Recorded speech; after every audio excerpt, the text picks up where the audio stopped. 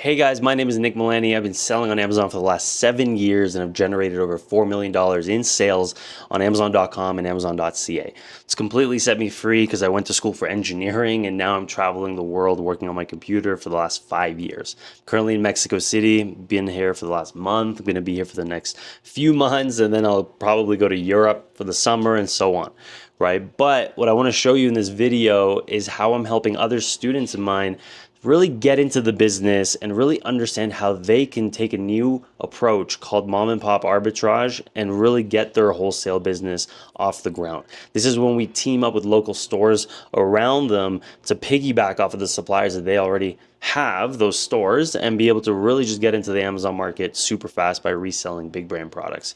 It is a awesome strategy that I put together, and we talk about it in this video where it's a live coaching call with my students, and I literally just lay it out on the table.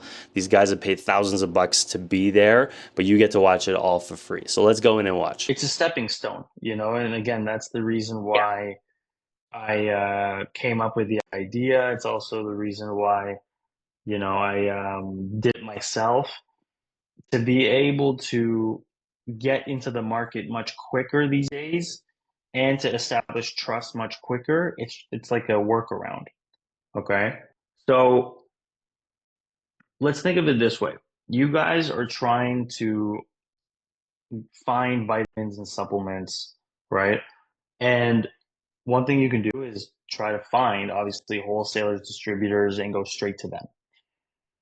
There's two ways you can do this. You can either call them, cold call, or you can meet them at a trade show, right?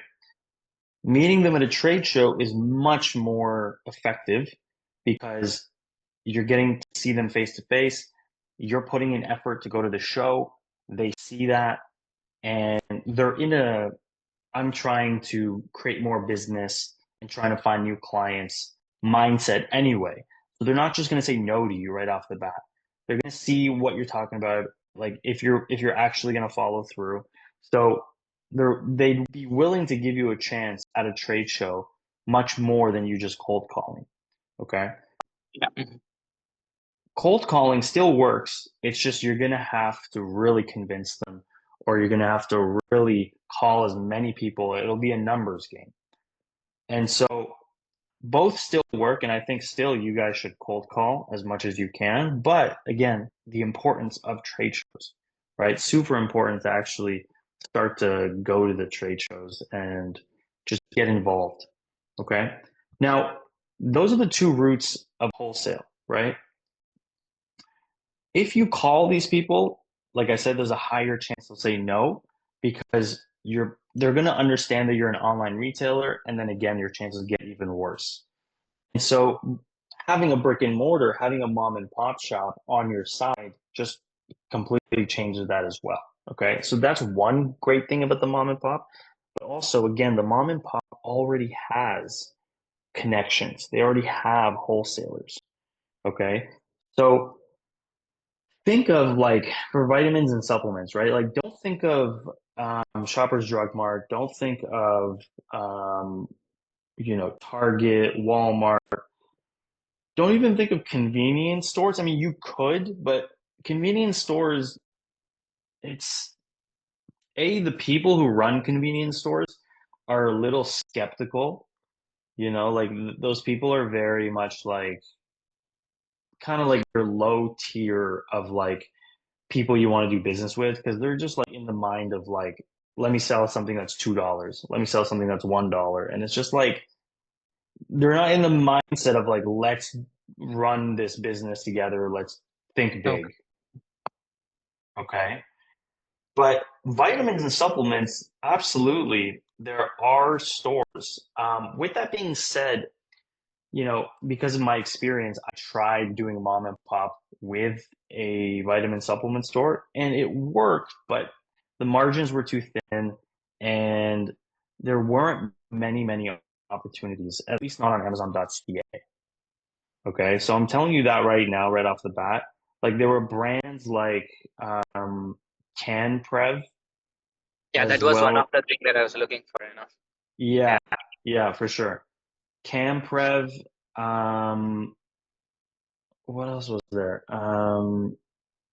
I think Natural Factors, that was one.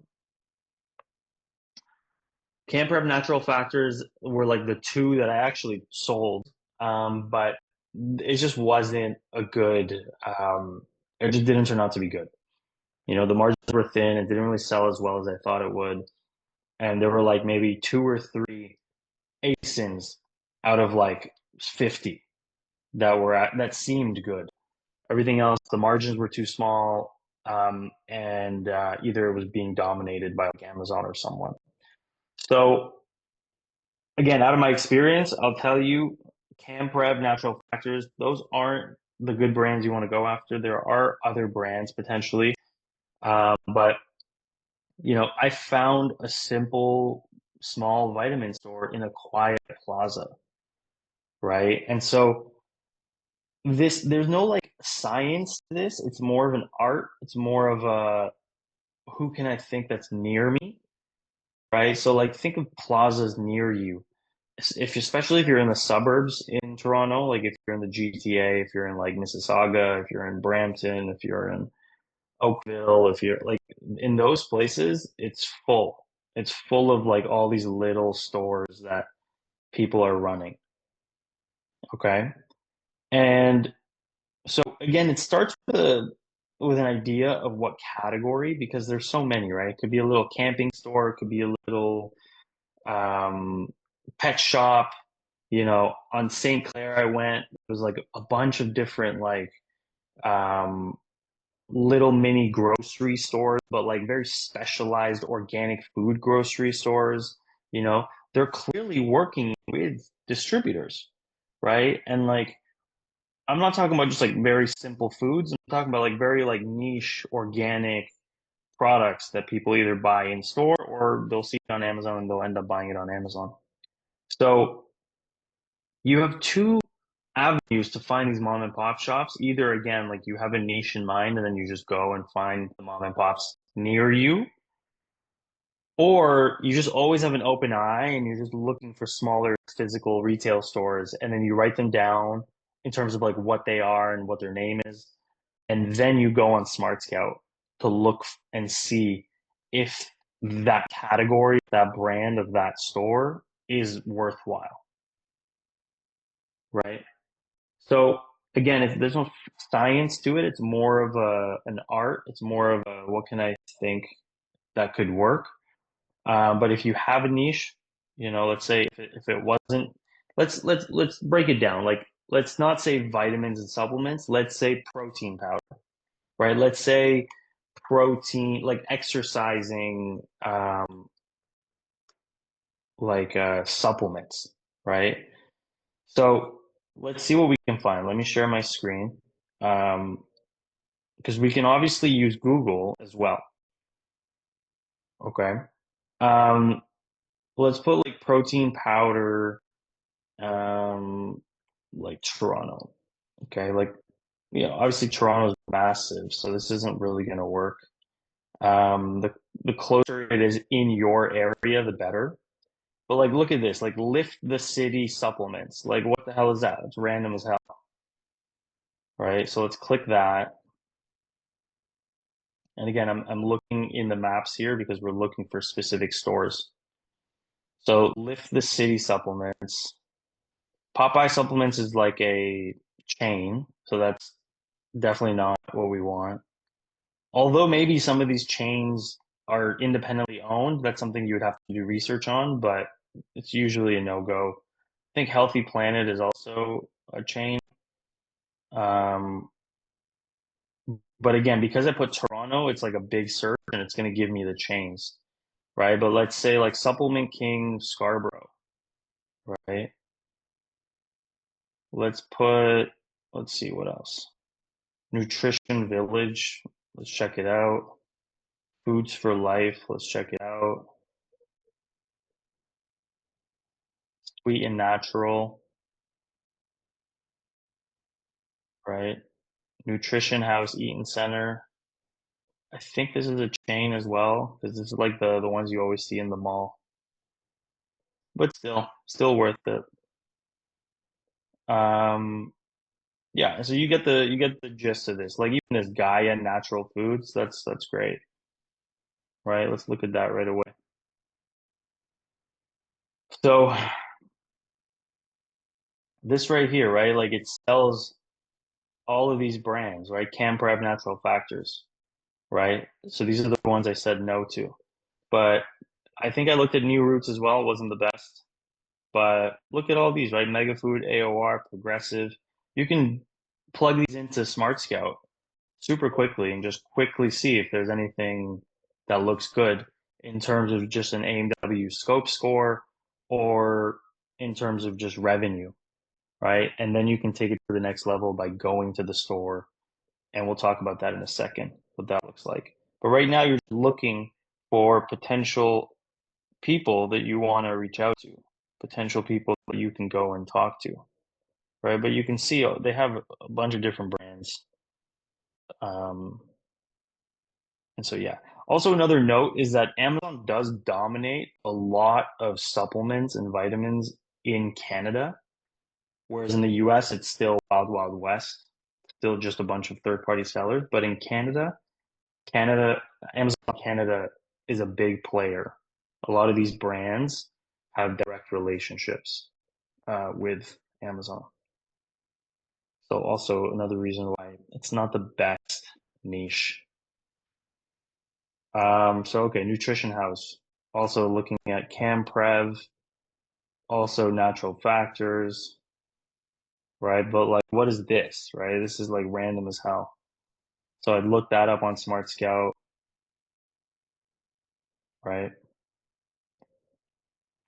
Another thing too, like a lot of these like health practitioners, they also have access to like interesting products, right? Like there's some products on Amazon that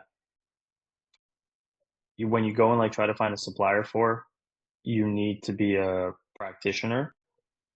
And if you know someone who's like a chiropractor, if you know someone who does have some sort of a medical license, like that could also be a really good avenue to look into. Yeah. So same thing here, right? This is actually Salus. I was gonna order a bunch of Salus actually. This was like one of the only products that I found that was really good. Um, but I couldn't get ungated, I think. Yeah, I think that was the big thing. But I would try it again. I could potentially ask my supplier now to source this. But yeah, this had like one SKU that was good.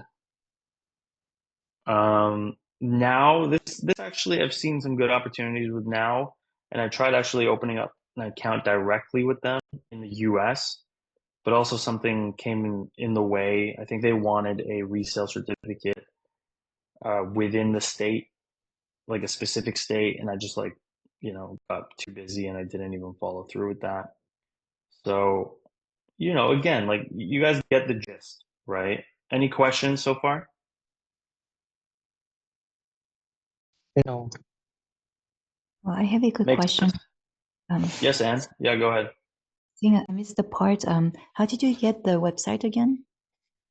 Same thing like the suppliers, just on Google. I typed in protein powder Toronto. So Okay. you could type in protein powder, Texas or wherever. Okay. Um, more and the more specific you are, the better, right? Try to find like again, you're trying to find a mom and pop shop in your area that you can go visit. So pick like from where you are, or even like put your location and then put protein powder or whatever. See what's near you. Okay. Yeah. So and then yeah, you want to like look through the map, right? The map is the key here. And so yeah, like again, like this now gives you a full out um like we just have like, 6 or 7 different suppliers here kind of all over Toronto. But if you have an idea by just looking at these products and you're like, damn, okay, like All Max is a great brand. Let me go to let me even pull it up and let's see if we find anything. But yeah, let's say like that's a really good product. Now we go into the second stage where we want to go visit the store in person. Okay. And so the idea here is that you go in and you want to speak to the owner, right? You want to speak to the manager or someone who is in charge of ordering products. Okay. And obviously, the smaller the store, the better, because usually the owner is there. Usually the owners aren't there on Sundays, so try to go there during the weekday. And when you go in, they're going to be skeptical, right? They're not going to know who you are, what you're trying to do. They don't, at the end of the day, they're going to be skeptical. So what I've said in like previous presentations is if you can kind of look the part, like if you have a nice watch, if you look clean, it helps with a little bit of social proof, especially the younger you are. But we're going into these shops, and we're trying to give a really good first impression. The same thing with trade shows, right? Your confidence is the most important thing. So just getting those conversations and Ardo ka doing lang. them more. Tabi ayo, Tony. Hey Hal Rohit, your mic is good now. Oh. Well, at least we can hear you. But I'll come back to you when I'm done what I'm talking about. But yeah, like it's really about practice, right? The more you do it, the better you're going to feel. The more you're going to know what questions they're going to ask, the more you can pace yourself, and you can lead the conversation, right? Again, the more confident you are, the more comfortable they will feel. Again, this goes with meeting with people and distributors at trade shows, as well as like the store owners that you want to meet with for these mom and pops. Okay. So let's just say, let's just do a quick look right now, like all max, right? Let's see what that looks like. So all max has a 700K per month revenue.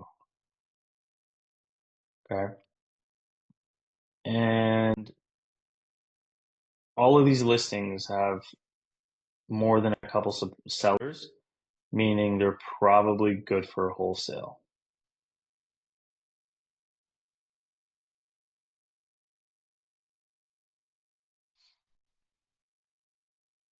So right off the bat, we can see it, 7s and 8s, right? This is a really good sign.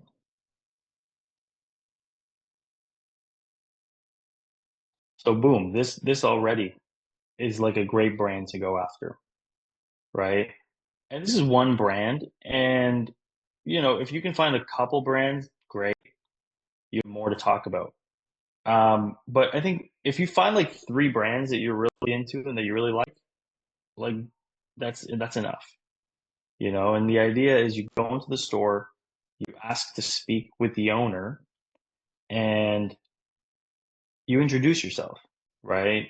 Like I would go in and be like, "Hey, like curious, is the owner here?" And then they'd be like, "No, like come back." Okay, I'll come back. Or can I get his phone number, right? Get his phone number, get his name, and then it'll be the same thing like calling a supplier almost. But if you can again meet them face to face, it's a completely different scenario. So let's say they're there. Let's say, yeah, I'm the owner, right?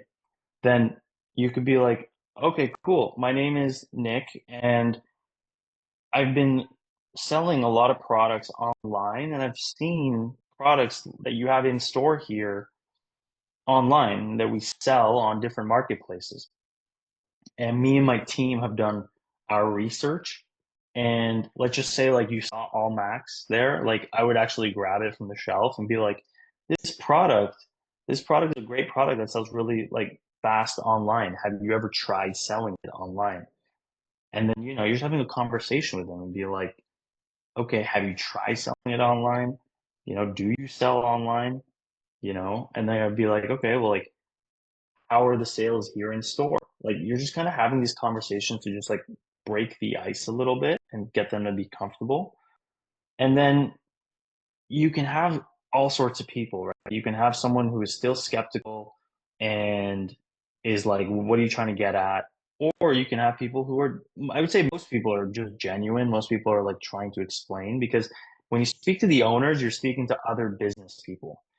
And business people love talking about their business. Business people love just expanding on their thoughts and being opportunistic. So it's usually a good conversation. And again, that's the difference between someone who sells products like this versus someone who sells products at a convenience store, right? Someone who sells products at a convenience store is usually like an immigrant who is just trying to get by. They're probably not doing everything completely by the book. So if you're like going in and you're like, hey, like our sales, they're going to be like, what are you trying to audit me? You know, like they're going to get really like on edge. But if you meet with people who have like a very niche store like this, they're usually excited to talk to you about it, right? And then again, like with that being said, some people you're gonna realize are anti-Amazon, and those are usually the people who are selling like handcrafted goods. Those are usually the people who are like selling artistic things because they want to like be like Amazon is corporate. We don't like that, right? And we don't actually even go into that world because we're looking for big brands that we can buy, like by the dozen, hundreds, right? And again, like the people that we talk to that um, that will usually be excited about the conversation are people who are selling and are looking to be opportunistic and make money. So again, you go in, have a conversation, and if you've done your research, then great. Because as you open up the conversation, you ask them about their business and if they've tried to sell online, you could be like, look, I'm actually here because me and my team have looked into this brand and we've been looking to find a partner to purchase from to then sell online. And you could then be like, what do you think of the thought if we were to be able to purchase, let's say, 100 of these, right? And again, by then, like you should have done your research. So you should have an idea of how many units you're willing to buy. This product here right now, like look at this. It's rated a 9. Amazon is about 80 to 90% on it. It's a little high, but I think it's still okay because the product is 3,000 units a month, right? Like Vitamin King that has 40 units in stock, they've done 5.5%. I think that's fine. That's No, totally okay. fine. That's fine. 80% because like that's kind of the reason why I didn't look at this product because I tried to sell this product about 2 months ago. Okay. And at that time Amazon was like almost like 85 to 90% at that time. Yeah. And so I kind of gave up on this product because I couldn't find the right price either. Like I tried finding suppliers. I found a few, but the thing Yeah. was the price wasn't the best because at that point I was just basically losing money. Right. Yeah. So you tried to find a distributor for it? Yeah, like because the thing is, I saw it on SmartScout. Like that's kind of where I found this product from, and they had a supplier on the on the US side, but they also have a branch in Canada. So I called them up. They sent me Hmm. over their catalog. But thing is, their pricing wasn't the best because like if it's selling for like I think it was like what like $20, $30 Canadian. It was selling Okay. for about the same. So like at that point, I wasn't making anything off of that. So I kind of gave up on this. Right. But So I don't know look, if like yeah. everything is negotiable, right? And like the more you buy, the better pricing you'll get. That's like the number one rule. So, I would have talked to them directly and been like, "Hey, look, like I need the price to be $15, right? Because let's just Mhm. say 15 plus $1.50 in shipping and prep, right?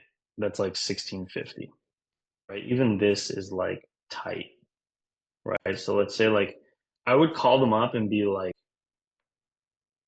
or I would have discussed it with them. I would have been like, hey, like, what can we do for me to get to a price of $14?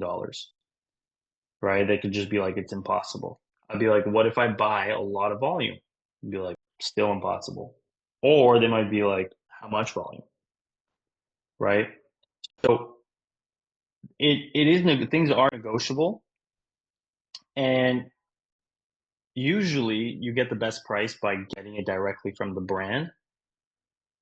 But sometimes, again, due to volume, you're better off buying from a distributor, because a distributor is usually buying like truckloads, right? And when they buy a truckload, they can get a really, really good price. And looking at the competitors, like these guys, Vitamin King and Amazon, they're definitely buying it for less than $14, because why else would they be here? I mean, Amazon is different, but Vitamin King, they for sure are definitely buying it around $14 or $15, and Vitamin King's a big seller. Yeah, I've noticed them on a lot of different products as well. Yeah, yeah. So it's always negotiable. Remember that. So I would call them back and just be like, revisit this and be like, okay, like how can I get to this price, right? Like speak to the rep, speak to whoever helped you open up the account. And same thing goes with the mom and pop shop, right? Like once they realize what you're doing or what you're thinking, you start off with one product like this. You'd be like, first, like in that first visit, you still don't want to like get into these numbers. In that first visit, it's still like, hey, like, what do you think of this opportunity? I'm willing to buy like 100.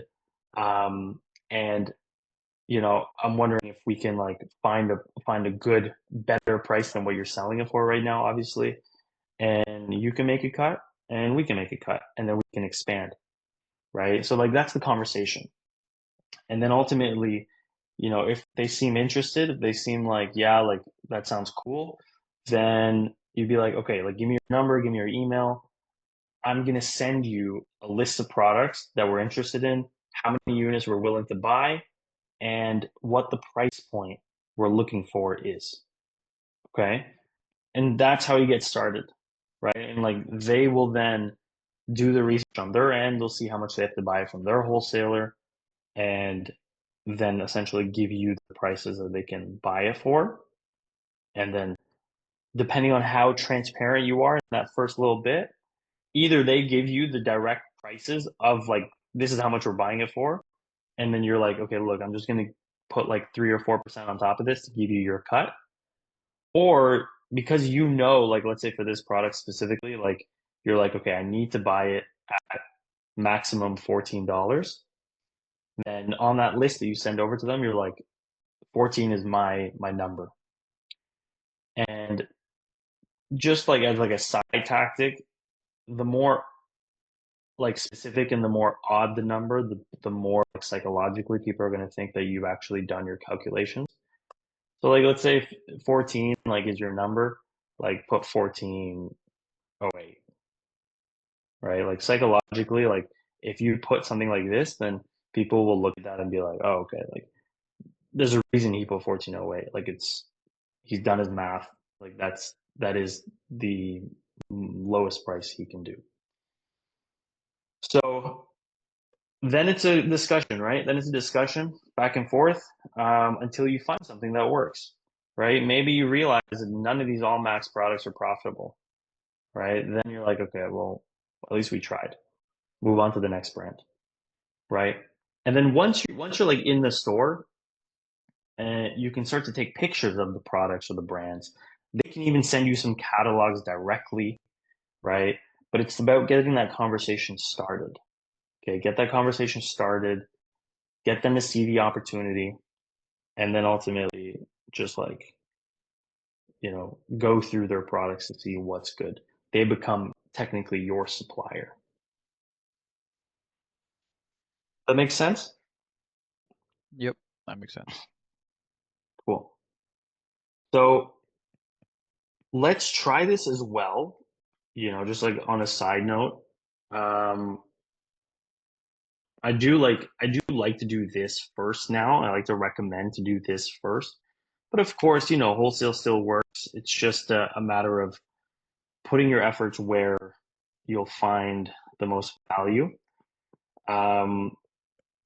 So you guys should do it kind of like side by side. I think you guys should keep this in mind. And like as you're driving, as you're just like commuting from place to place, you should try to like keep your eye out for stores and write them down and go into these stores. And to like sum up what we've talked about here in terms of the approach, like it's in the masterclass. So like when I did a presentation on this, I put that presentation in here. So if you haven't watched it yet, go into the mom and pop section here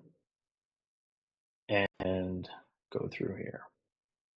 So like I did this presentation here and I go through kind of the A to Z of what I did. And so you just kind of want to replicate that. And then I talk about the partnering terms and I talk about like how to get them gated. But overall, the actual process is even broken down as well. Like I go through the 1 to 5, right? Like use SmartScout. Yeah, like first impressions, chat with them about the shop. Don't rush into like the agreements. Just see there's an opportunity, figure out their best sellers, and then create that list of like products that you think are good. And then, figure out what with SmartScout what's good. Go into each product and analyze them, blah, blah, blah. And then this also has a cost of goods template that I used. So you want to shortlist the products. And let's see.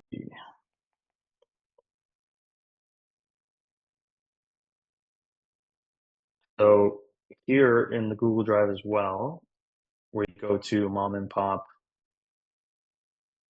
arbitrage template, you can make a copy of this as well.